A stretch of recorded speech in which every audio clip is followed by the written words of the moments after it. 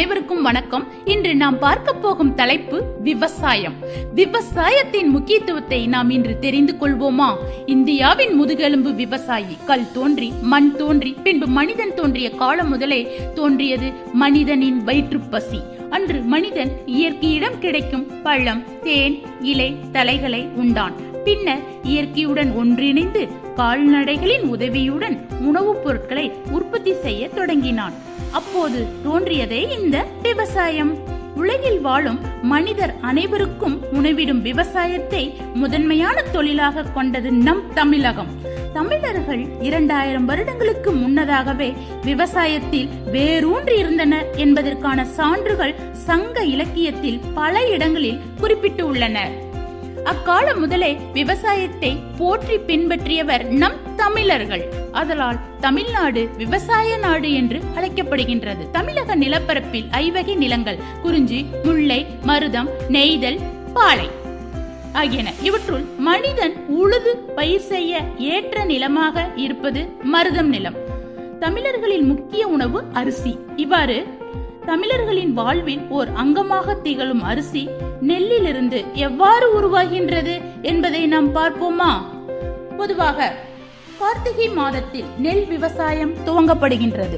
நாற்று விடுவதற்கு 3 நாட்களுக்கு முன்னரே தேர்ந்தெடுத்த விதை நெல்லை தண்ணீரில் ஊற வைத்து வயலில் நீர் தேக்கி வரப்பு கட்டி செந்நிற மாலை வேளையில் வயலில் விதைக்க வேண்டும்.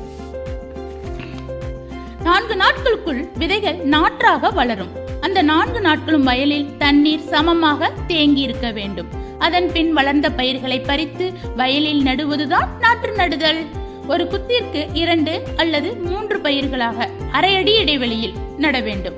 அவ்வாறு நடவை முடிந்த பின் கதிர் வளரும் வரை குறைந்தபட்சம் 1 அங்குலம் உயரம் வரை தண்ணீர் நிற்க வேண்டும். அடுத்த 20 நாட்களுக்கு பிறகு முதல் களை வெட்டி உரமிட வேண்டும். நடவைக்கு பின்னர் பயிரினுடைய வளர்ச்சியில் முக்கிய கவனம் செலுத்த வேண்டும். பூச்சி, நோய் ஆகியவை தாக்கும் முன்னரே பூச்சிக்கொல்லி சரியான விகிதத்தில் இட வேண்டும். 2வது களை 60 நாட்களில் எடுக்க வேண்டும். அப்போது உரமிட தேவையில்லை. நெல் கதிர் முற்றி செந்நிறமாகி கதிர் சாய தொடங்கும் வேளையில் நீர்ப்பாசனம் தரக்கூடாது. பின்பு மாலை வெயில் பட்டு தங்கமாய் மின்னும் கதிரை அறுவடை செய்ய வேண்டும். கதிர் அறுத்து நெல் அடித்து நெல்மணிகளை நாம் பிரித்து எடுக்க வேண்டும். கதிர் அறுவடைக்கு பின்னர் விவசாயத்திற்கும் இயற்கைக்கும் நன்றி கூறும் பொங்கல் எனும் உழவர் திருநாள் உலகெங்கும் உள்ள தமிழர்களால் கொண்டாடப்படுகின்றது. பொங்கல் பண்டிகை. உழுதுண்டு வாழ்வாரே வாழ்வார், மற்றெல்லாம் தொழுதுண்டு பின் செல்பவர் என்ற வள்ளுவரின் வாக்கிற்கு இணங்க நாம் உழவை காப்பாற்றுவோம், உழவனை போற்றுவோம். விவசாயம் கல்லையும் கரைய செய்தது, மண்ணையும் மணக்க செய்தது.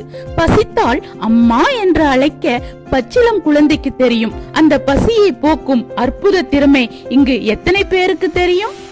ஒவ்வொரு கைப்பிடி சோறு உண்ணும் போதும் விவசாயிகளை நினைத்து பாருங்கள். நீங்கள் உணவை ஒருபோதும் வீணடிக்க மாட்டீர்கள். பசியை நீக்கியவள் தாய் என்றால் என் விவசாயம் தாயே. விவசாயத்தை காப்போம், எதிர்காலத்தை மீட்போம். நன்றி.